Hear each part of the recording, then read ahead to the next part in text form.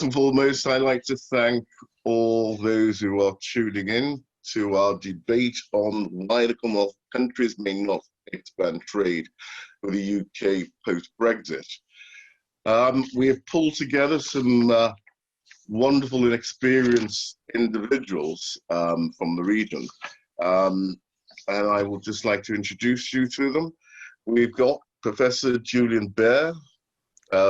Julian is Deputy Vice Chancellor of Birmingham City University.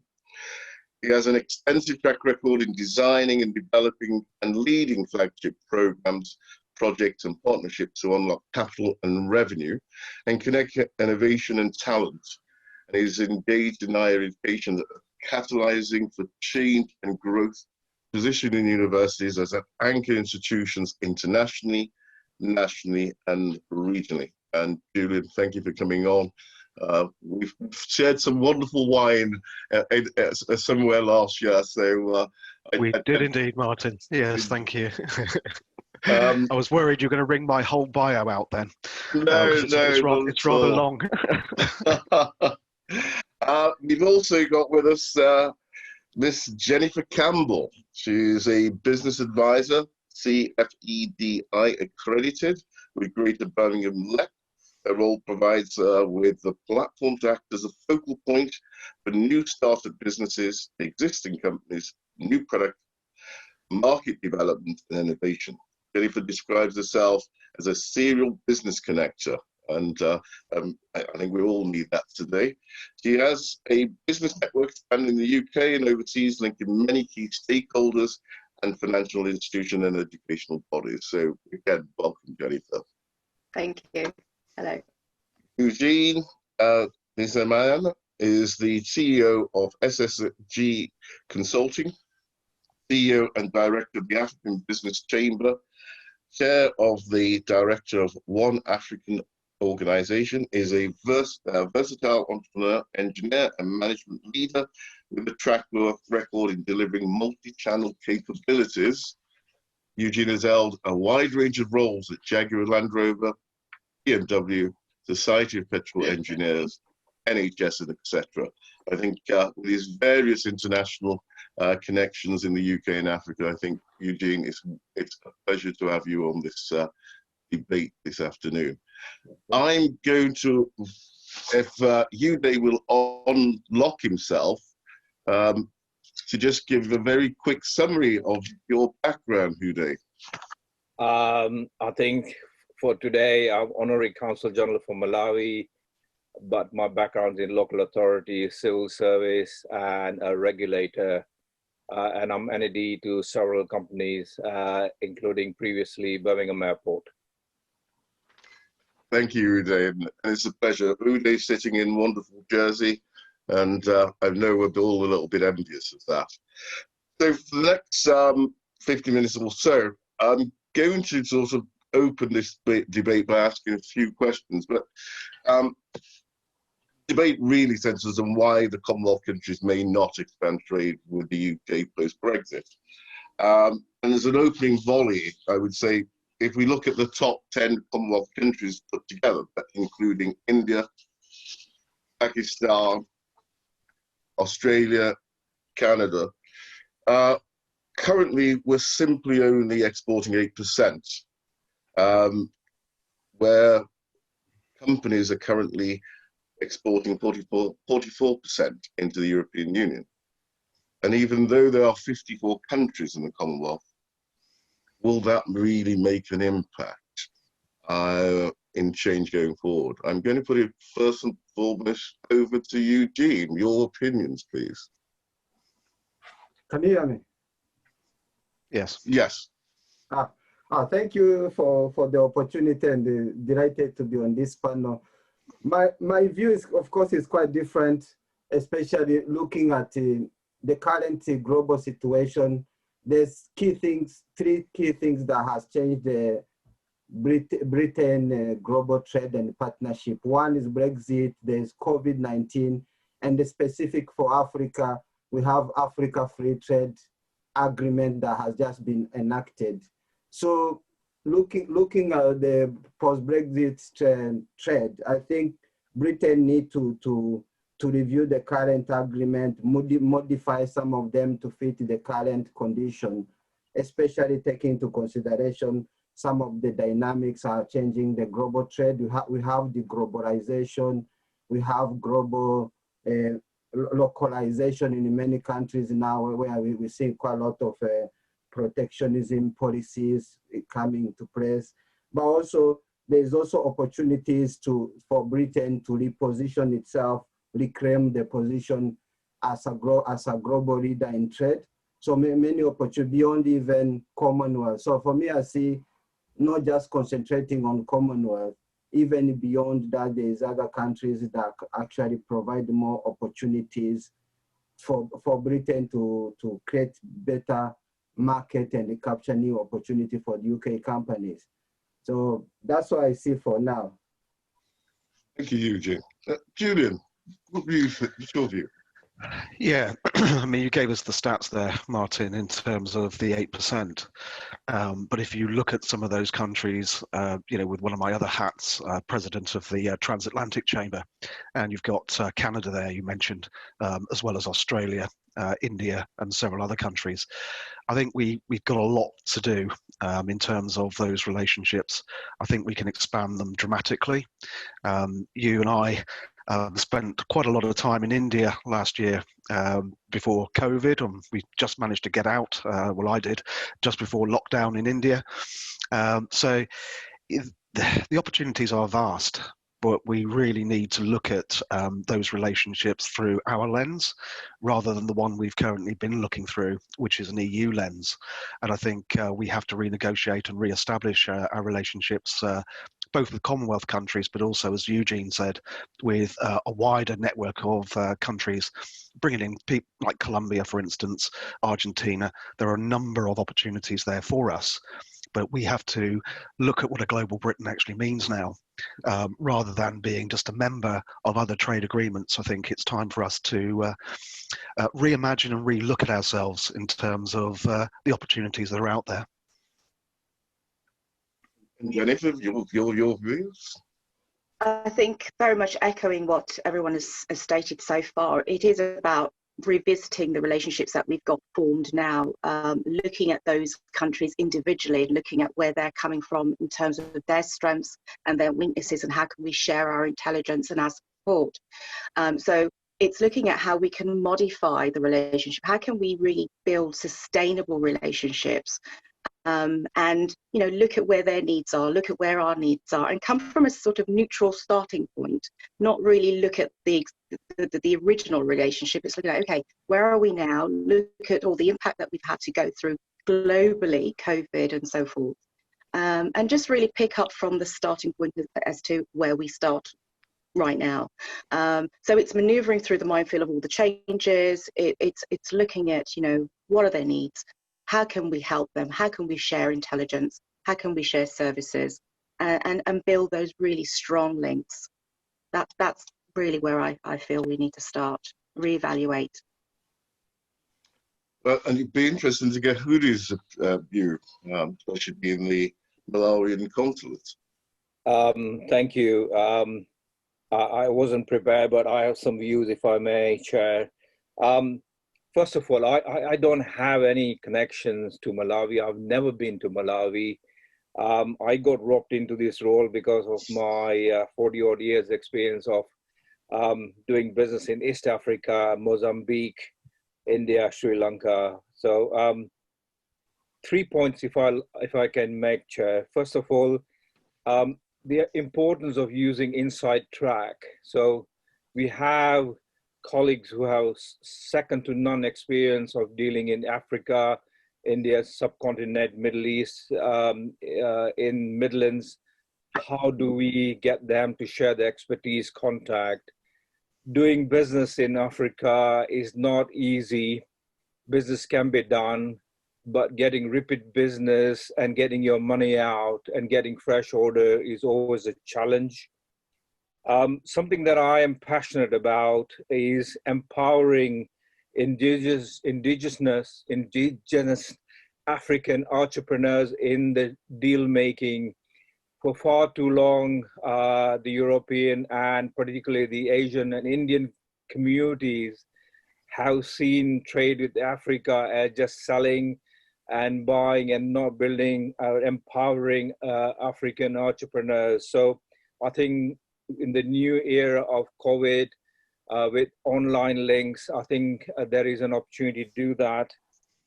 Let's not forget, we have partners like Minority Business Development Agency in the US and MBDA in the US and African American organizations in Europe who are actively doing great work in Africa and in Commonwealth countries. Let's build new alliances with those individual European organizations, because why replicate things when there are some good practices, and let's hook up to them. So just some observations, Chairman. Well, thank you, Udi, and I think it's a pleasure to the refreshing comments of all the participants there and the view. I think so often we consider the Commonwealth as an historic imperial bloc that we can just turn on and enter again. And I think the element is looking at bilateral rather than unilateral trade. So I think the next question I'd like to pose to panelists is, should the UK seek to replicate or modify the unilateral trade preferences currently granted to other developing countries after Brexit? I'd like to start with Jennifer on that. What I feel about this particular question is that we tend to be very much reactive to what's happening around the market. We'll see that things are developing or things are moving in India. I use that as an example. And so we'll look at the GDPR figures and then sort of think, okay, let's act accordingly. Let's connect with businesses within that area. I think we need to be a little bit more outside of the box in the way that we work, be more proactive in building those relationships in advance, sowing those seeds, building those links, and then look at potential lucrative opportunities that can be kind of present on the back of that. So it's more about maximizing and enhancing relationships and partnerships, not being kind of a knee-jerk reaction. Let's look at these markets, look at what are they good at, where are their strengths, what can we share, and sowing those seeds from now. I always sort of adopt my style of building relationships globally and locally. It's how can I help you before I even help myself?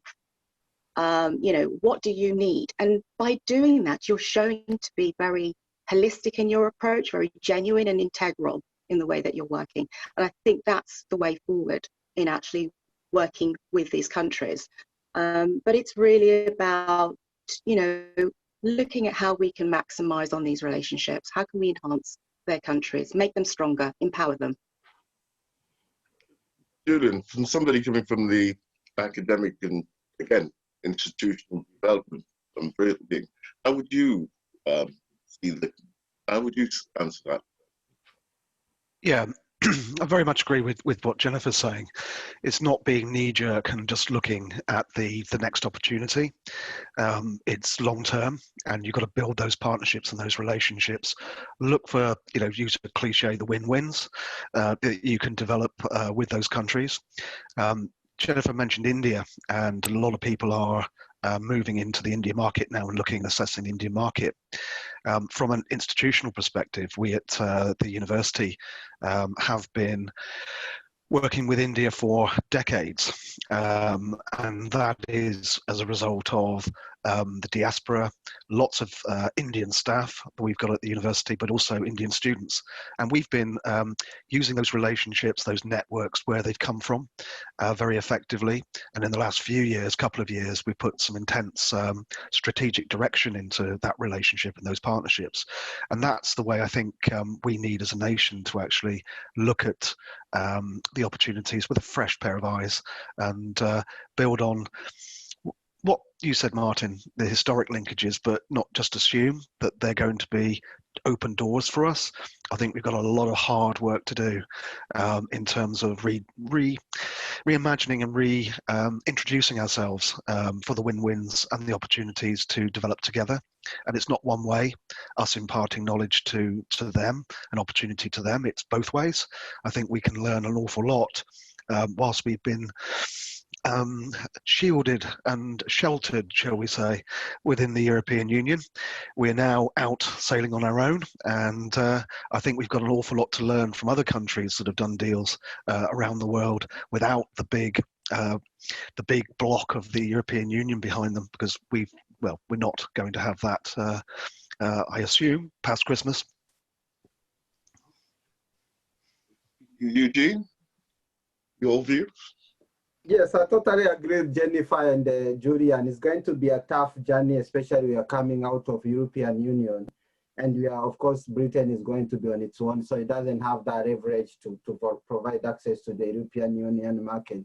However, of course, Britain has been part of the European Union EPA agreement for the last 20 years, which was especially for the Pacific market and ACP, so African, Caribbean, and Pacific market. That was signed back in 2000 under the Cotonou Agreement. But that partnership has kind of some element failed. So they reviewed it back in 2005, 2010 again. And I know European Union has, and actually the agreement just expired in June because it was meant for 20 years. And the European Union for the last 5 years has tried to renegotiate the agreement, which they've failed. So I know they've had quite a lot of discussion, especially with African Union, for example, for many times. But what they were presenting was not fit for purpose for the current economic condition. So we look, and this also give an opportunity for Britain to renegotiate better agreement. We know there's been quite a lot of issues, especially when it comes to trade fairness. Some of the agreements do not empower, which Ude also highlighted, do not empower local economy, especially for the developing economy. So those economies at the moment, they are looking for partnership that also create opportunities locally and move away from some of the, we call them exploitation policies that are just taking away raw materials, but they are not creating any value locally. Second, also, there's been a huge issue with aid ineffectiveness. So it's about also moving away from aid dependency to more better way of empowering both sides. So like for me, I'm a champion for DIT, and export is great. And some of the things we are looking in our way, focus on investment opportunities that create better value, especially investment in infrastructure.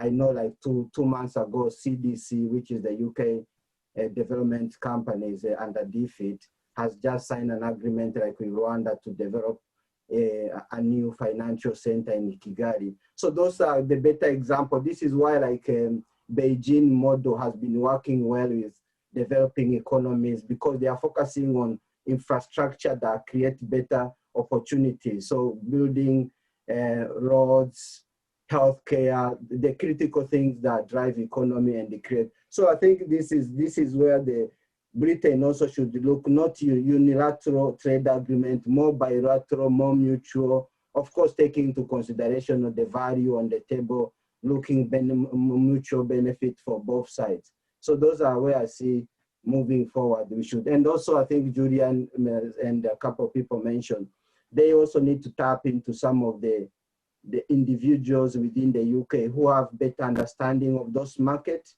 Quite often they tend to use individuals who have no good understanding of local context, local dynamics, and then you find some of the agreement of the policies being created are not effective.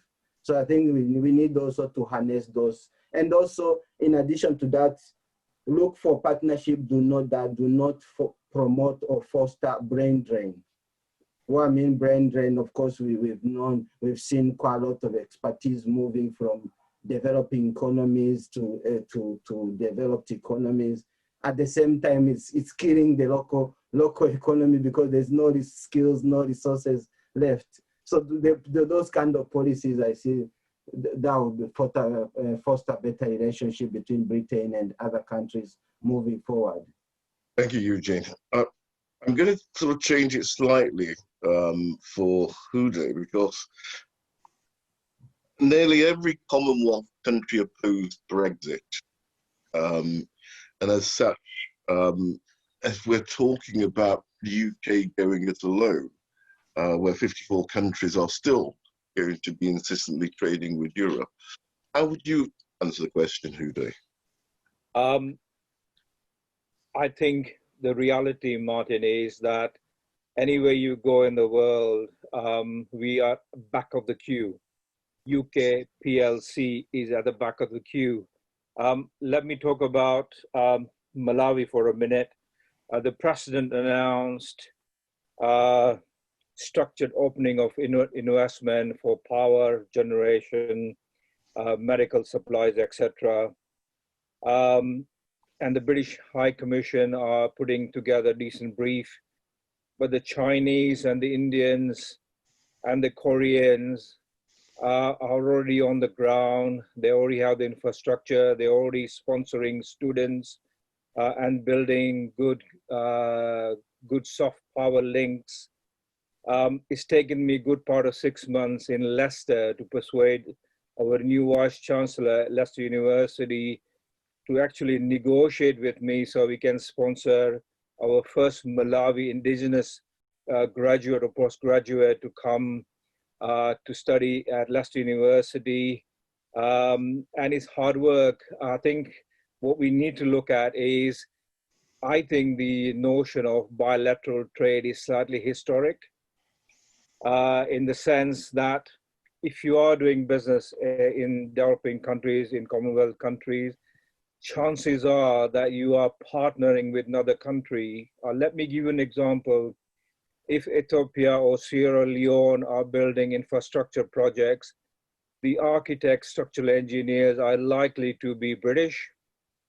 The builders are likely to be Turkish or Chinese. And the IT infrastructure and the management at second, third tier is likely to be from the Indian subcontinent.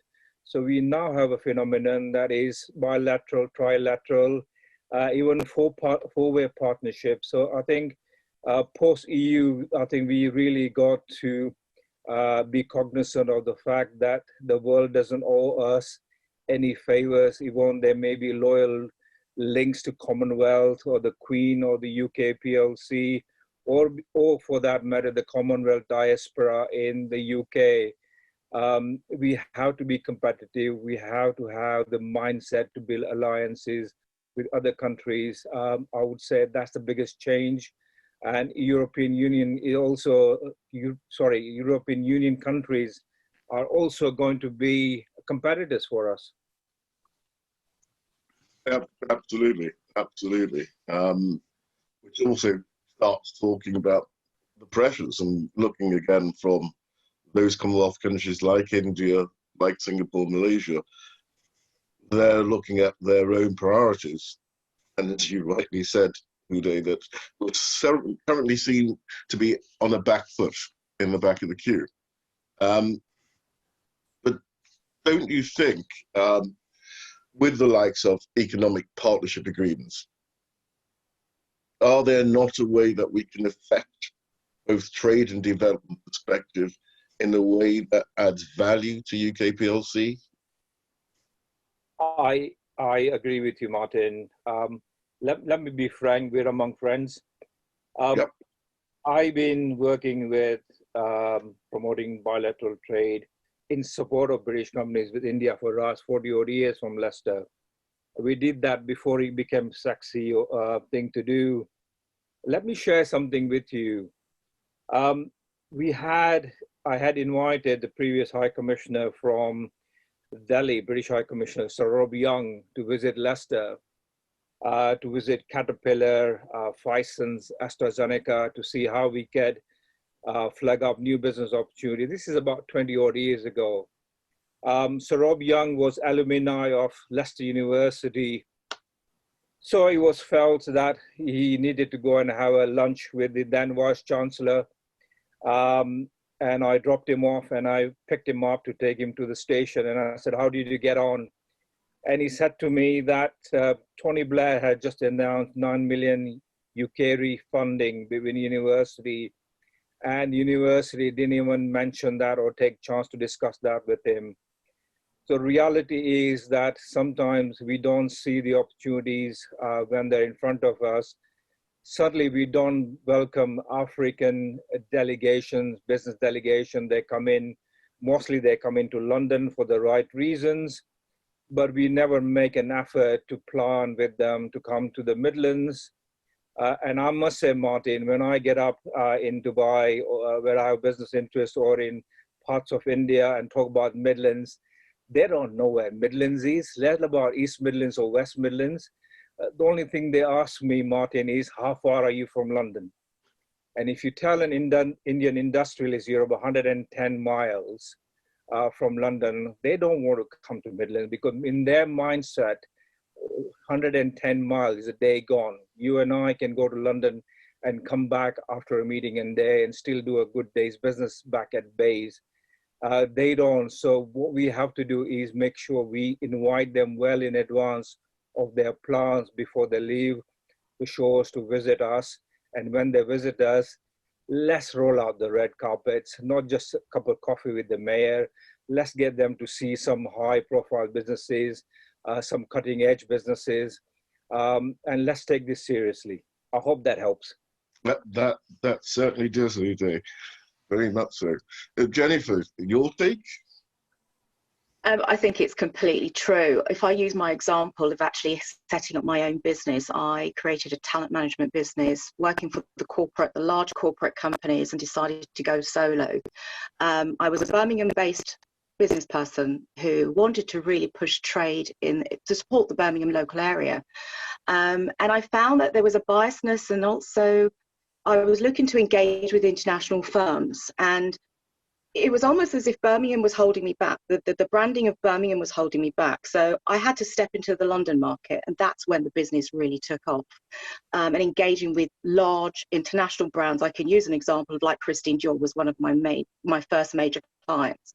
And the reason is because I was associated with London, and they traded with London. They saw London as it's the capital, but it's where, the melting pot of where talent is and where support is given.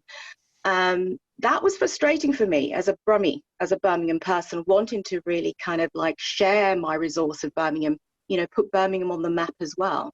But that's where the success started. So I think it's the same psychology behind individuals and people overseas. They don't really know what Birmingham is or who Birmingham are. And I think we've got so much strong resource here, so many strong governmental support aids. We've got lots of investors that are coming through that want to support the SME market and the established market. And I think we need to find a way to really promote what we've got. We've got so many tools in the box, but we're not probably shouting about them. And then now that we're going independently on our own, we need to kind of see that we've got a powerhouse here, and the world needs to know what we've got to offer. And we're probably going to have to promote ourselves a bit stronger, and use the resource that we've got to do so. Thank you, Jennifer.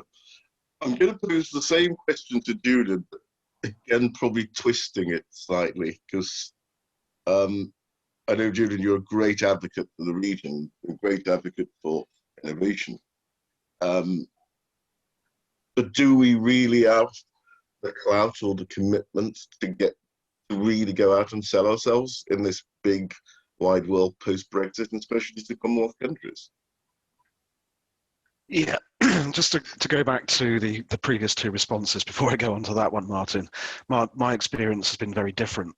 And I guess that might be because we were going in on warm leads. And as I said earlier, in response to another question, we built those relationships, and there was no London-centric focus for partners that I've been speaking to, both in Africa and in India. They've got really warm relationships in Birmingham and around the Midlands that we've just tapped into in terms of those connectors, those people that can give us a warm introduction and a warm lead. And it might be slightly easier for me because I'm in education, so it's the soft power, it's the neutral sort of ground, if you like.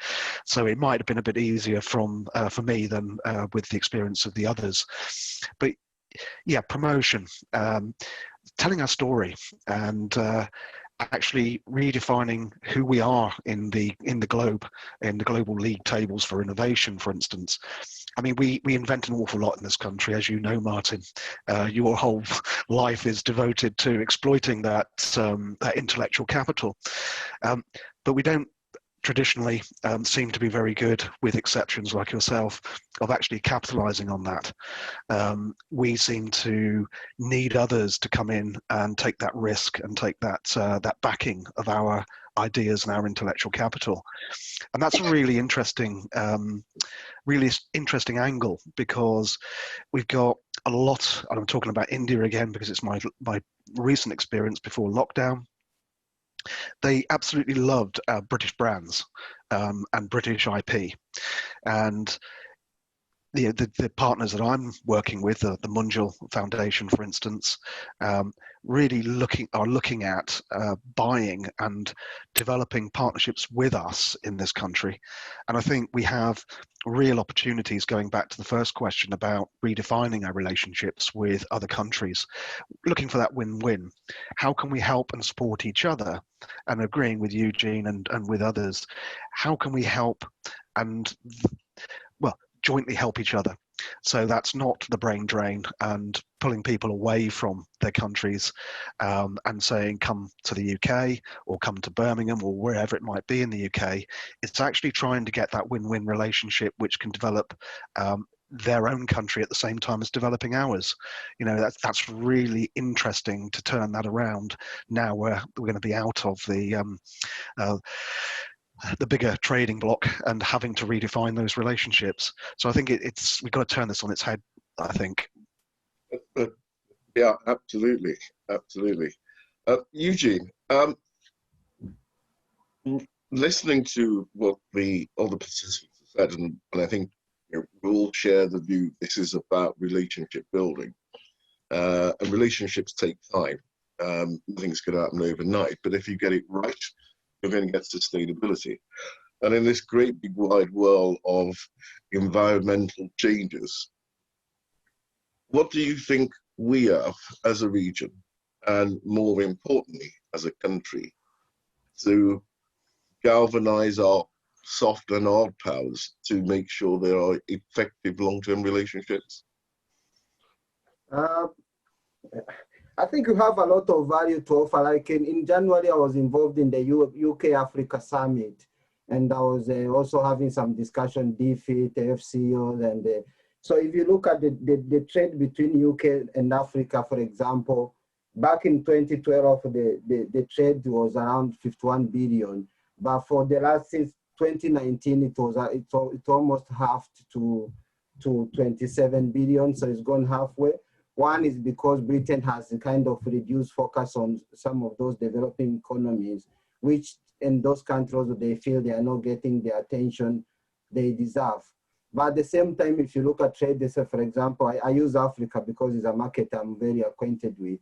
If you look at our trade with Africa, 70 or 80% of the product are being sold. It's either machineries, healthcare, pharmaceutical, automotive vehicles. So I was in a discussion where we are looking to promote African automotive industry. So as a region, especially Midland, and I did raise that question in London, and I agree with the other speaker, including Ude and also Jennifer, the investment discussion also tend to remain in London. We need to see how also we can promote Birmingham and also attract the attention. And this is why we even established African Business Chamber to make sure that also we build the partnership and relationship between the Midland and African economy. So Midland has a lot of value, especially if you're looking at is the center of manufacturing. We have a lot of technology company. We have a lot of pharmaceutical, including of course automotive that are the heart of the UK economy. And these are some of the products that are being exported in in those markets, including Africa, and much needed, especially with COVID-19. Healthcare technologies has become at the forefront of every economy. So Midrand has a huge opportunity, of course, including academia. We have quite a lot of good universities around Midrand, Warwick, Birmingham City, Birmingham University, Aston. So exporting knowledge also is important. I know BCU has been building relationship with various countries in Africa to build that relationship. So there's quite a lot of values that Midrand itself has to offer, and I'm hoping that Commonwealth Game will help to rekindle that relationship. So as we welcome all those visitors or we go through that journey, it's going to help rebuild that relationship. And also we need to continue pushing the central government to make sure those discussions are not only taking place in London, but also coming into the Midrand. And luckily to say we have one of the discussions in October, which will be looking at the UK Africa Trade and Investment Summit. So we will be looking various ways we can start looking this relationship before Brexit and how we can start building it up. Thank you, Eugene. Can I just put a point there? Because you mentioned. Sorry, Martin, I'm just going to interject for a moment. I'm going to let you know that you literally have 11 minutes left of your seminar. Oh. One question so far. So if there's any other questions, now would be a really, really good time. I'll let you carry on, then I'll come back to this question to give people a chance, but you literally have 11 minutes left. All right. Thank you, Vanessa. Excellent. An excellent debate, colleagues. I think it's important we're recognising the uniqueness of our role and that of the Commonwealth. And I think the importance I'm hearing is that about relationship building and actually going out, finding those relationships and cultivating them. A question I've got from one of our viewers is, how will the UK plan to rename themselves as Commonwealth leaders seeking the collective good of their member states in the face of recent talks of racism and slavery? I'm going to throw that over to you, Dee, first, please, if I may. Martin, this is something that I feel passionate about all my working life. When I started as a young young local authority officer in Leicester, I had the great opportunity to go on a scholarship to the United States, funded by the CRE and Birmingham accountants called Arthur Young in those days.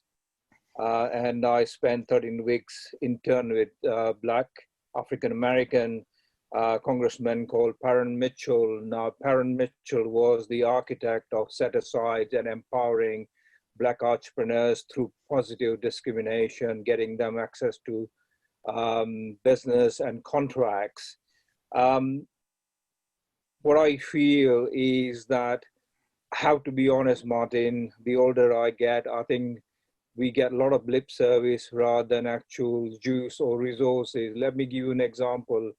I invited the High Commissioner for Malawi to a seminar at Birmingham Airport. I think you may have been there, or Keith certainly was invited.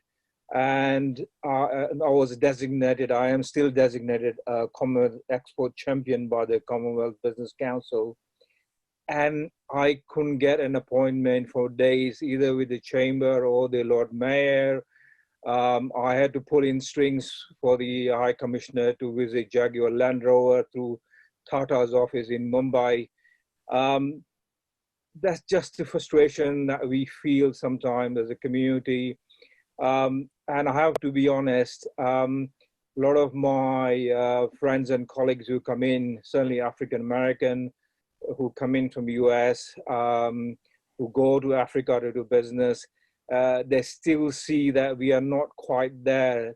I saw Ron Brown, who was Secretary of State for the United States for Trade, before he passed away. He went on a mission to South Africa to promote the United States, and I saw Black and brown faces, men and women, how many times does ministerial visits to Commonwealth or any other countries from this country actually see brown or black faces? We really need to get to grips with it. The last point, if I may make, in terms of the innovation point that the Vice Chancellor made, I totally agree. Yes, we have been historically innovators, but if Rolls-Royce Engine has to, under contract, open up facilities in India or Singapore, the innovation will come from the Far East now in the coming years. It won't be in the critical mass that we have in the UK, but whatever comes as innovation from the Far East, they will have the resources to capitalize on it. So that's a real threat.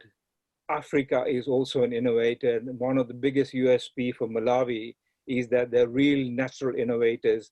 And I think we need to highlight the positive role models of entrepreneurs within the Commonwealth communities, particularly the African American, the Black communities. Thank you, Udi. Jennifer, how would you see that question?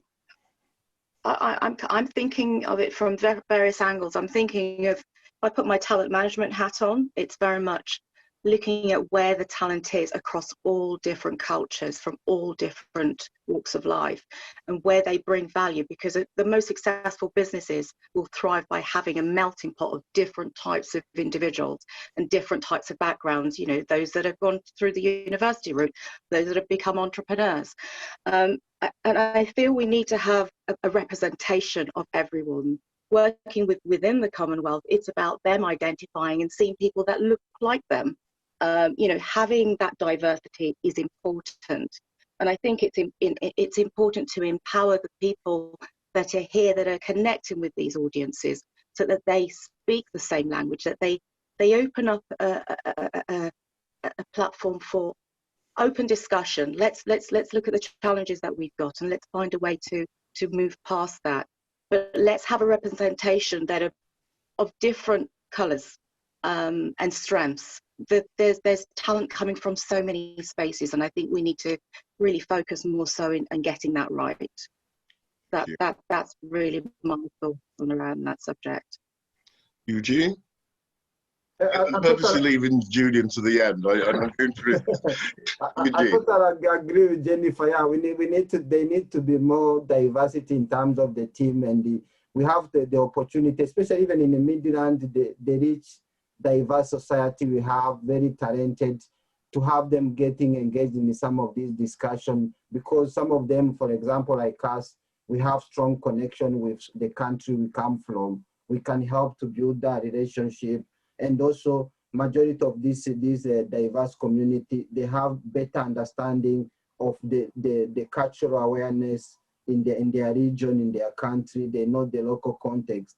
And by involving them in some of the discussion, it will help to build the relationship and the trust, because then it shows you are also engaging their people here to be part of the discussion and how Britain can rekindle the relationship with the Commonwealth country and other countries also at the same time. Thank you.